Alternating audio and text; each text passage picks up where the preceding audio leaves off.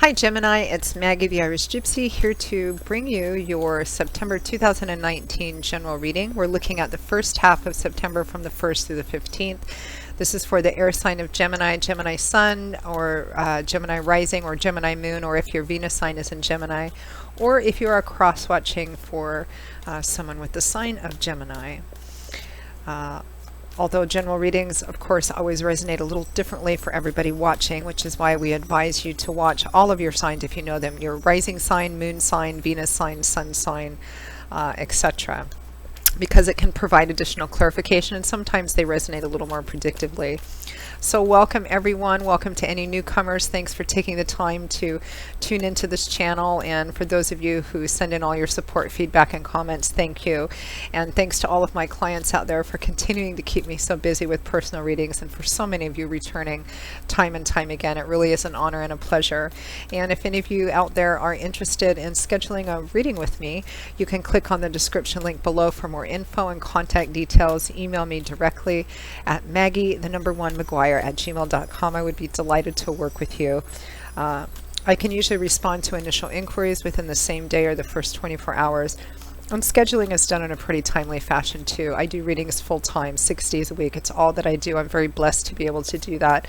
So I'm pretty diligent with working with everyone's schedules and my own to set up readings as quickly as we can. So message me or email me if you're interested, and we'll go from there. All right, let's move right into this reading. Gemini, our beautiful twins. Let's see what the first half of September has in store for you.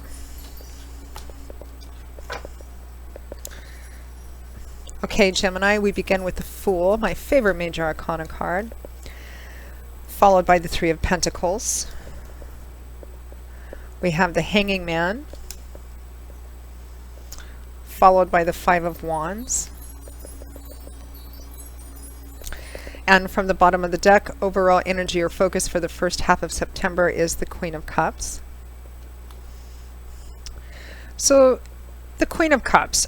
For some of you, this might be somebody who's manifesting the character traits of the Queen of Cups, or someone you see as the Queen of Cups showing up as a queen, but it could be a male too. It can't be too gender specific, and I don't feel like that's the important thing anyway. So it could be a Cancer, Pisces, Scorpio, female or male. Or for some of you, it could be the energetic definition of this word. So for those of you for whom this might be someone that's significant or influential, this would be somebody who is quite grown up, mature, and evolved in the realm of emotions, which is what the Suit of Cups represents, governed by the elements of water. She's walked a long path from the Page to the Knights and now to the King. So she's reached a place in her life where she's reached mastery and self-control over the character traits inherent to her. So this is emotions and relationships. This is somebody who probably comes across as quite loving, quite nurturing, a natural caretaker, a really great source of support, love, comfort, feedback, always knows the right thing to say or when not to say it. She knows when to offer that cup of love, support, and encouragement, and when not to, because she's reached that balanced, mature, evolved place in her life. On an energetic level, for those of you for whom this does not resonate with an actual person, or in addition, the Queen of Cups represents manifesting those character traits yourself, particularly where your emotions are concerned, and the emotions of the people around you as well, because I see partnership, teamwork, and collaboration. Collaboration is kind of central here as well, which means compromise and negotiation, which the Queen of Cups is a natural at doing, because she's very observant and in touch and in tune and intuitive about her own emotions and the emotions and needs of the people around her as well. So it's about manifesting those character traits and learning how to and being able to maintain a balanced level of control over your emotions, meaning that your emotions are the horse you ride rather than the other way around. So we have the Fool and the Three of Pentacles here. The Fool is a great card of starting off on a brand new journey or getting ready to start off on a brand new journey. This could be, it also represents stepping off the beaten path, because that's what the Fool wants to do. He wants to explore a completely different path. So it can represent trying something you've never done before, or doing it in a completely different way, going into uncharted territories, which may represent taking a leap of faith or something you feel might be a bit risky. Why? For the potential and promise of what the path might hold. That's what the Fool's about. It's the very first major arcana card in the tarot. It's why he has the 0. He's just getting ready to start off on his brand new journey. Now what clarifies it is the 3 of Pentacles, which is a card of teamwork, collaboration. This is a we, not a me energy. So it's working with at least another person, possibly a group of people. Everybody agrees that there's one common thing that's bringing you together, a common cause, a common goal, something that you're coming together and agreeing needs to be done, built, accomplished, etc. Now everybody comes to the table with their own ideas, their opinions, their own personalities, their own ideas and ways of doing things. Maybe not everybody always gets along together, but it's all about everybody making a contribution to agree that, yes, this is how we're going to accomplish something. It can sometimes represent working with people you don't necessarily personally like, but successful collaboration is about compromise and negotiation, agreeing on the most important things and then compromising and negotiation on the ways to accomplish that and all the little things that surround it. That's what makes a successful collaboration. And the person who is skilled at doing that, like the Queen of Cups, might head this kind of partnership or teamwork collaboration, and it might be you as well doing this, and it might be something that you're doing for the first time. It might be that this is the first time you've ever worked on with a team or a collaboration of this sort, maybe on a completely new project of some kind. Or it could just be that the project itself is completely new, even if you know the people on it. Depends on who you are. So you're excited to start this. Then we have the Hanging Man and the 5 of Wands, which is interesting because it looks like, for those of you who are getting ready to start something, there might be personality conflicts or some personality, conflicts from the very beginning. Or quite soon after this thing begins. You may have just recently joined a group or something. So the Hanging Man represents hanging back, watching to see how things play out before you make any definitive moves or decisions on something, because the Hanging Man hangs upside down in what appears to be an awkward or uncomfortable position. Why does he do this? Well, the fact that he's hanging upside down in this uncommon position can reference a couple of different things. One, it's gaining a different perspective on something. And he's sitting right next to the Fool, so gaining a different perspective maybe on the initial energy and excitement you had on starting on this.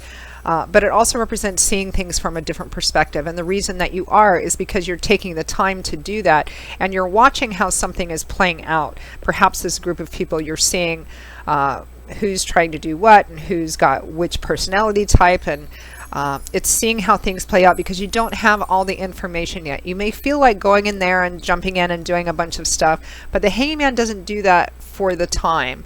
This is a temporary card. It's a temporary transitional phase where you're kind of watching to see how things play out, gaining more information while you're doing that, and perhaps gaining a different perspective while you're doing that as well. It's not always an easy position to hold, but you do know that it's temporary, and sometimes it can represent making that small sacrifice now in order to have bigger gains further on. Now the Hanging Man is clarified by the 5 of Wands. So this is a card that can represent conflict, competition, competitive energy. In a work environment, it might represent petty conflicts between people. It can represent gossip, rumor mongering, that sort of things. Everyone trying to outdo each other, nobody willing to back down or actually remember what are we here for in the first place, which is what the successful teamwork card is about, because these cards are sitting next to each other.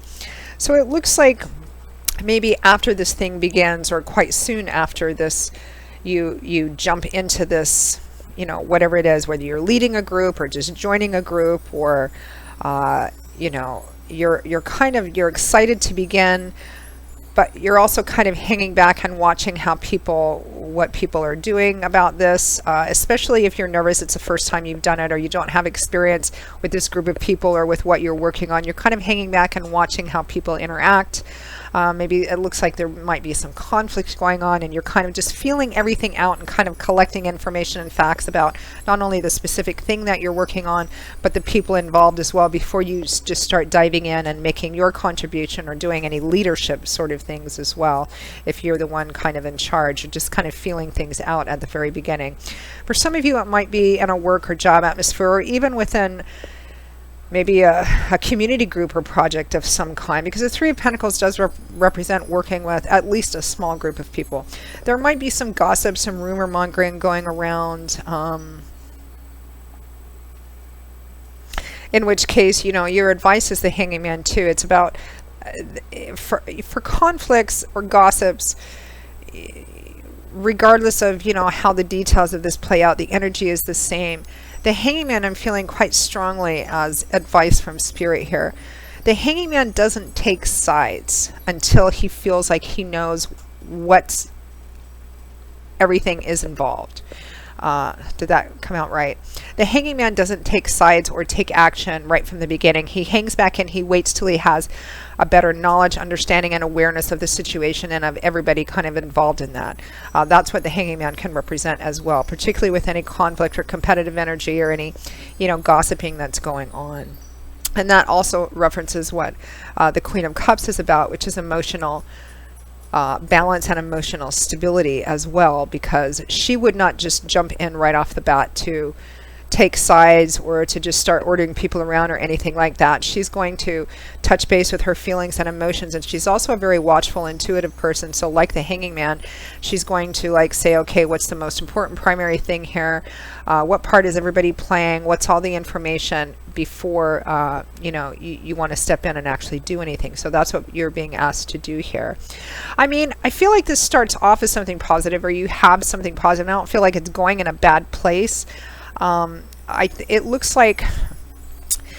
kind of like, for those of you who are just entering a group that's involved in doing something, you know, a certain amount of this Five of Wands, you know, conflictive or competitive energy is not out of the norm for getting a bunch of different people with a bunch of different ideas and a bunch of different skill sets and opinions and personality types together.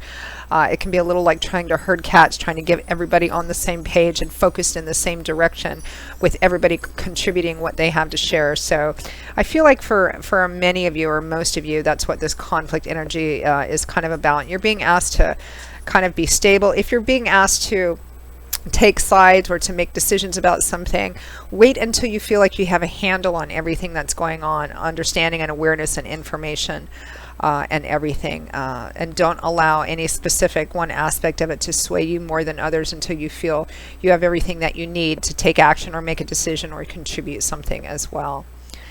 So Gemini, that is your reading for the first half of September. I hope that you got something useful out of it. If this reading resonated for you, or if any of the readings do, and you'd like to take a deeper look at something in your life or schedule a personal reading with me, please feel free to contact me directly at Maggie@gmail.com. I would be most happy to work with you. You can click on the description link below for more info. You can also go to my YouTube channel's homepage and click on the little About button there. I offer a wide variety of readings in love and romance, relationship compatibility, career, work and finance, investment, gift readings for friends, family, and loved ones, 6 and 12-month overviews, which take a look at what's coming in your life in all the main areas over the next 6 months or 12 months, depending on how far ahead you want to look. So there's a variety of things to choose from. For those of you who are interested, I look forward to hearing from you. So Gemini, I will see you again in a couple of weeks for the September mid-month readings. And until then, I wish you always blessings, peace, love, and joy in your life. And I hope to see you back here again soon. Take care. Bye-bye.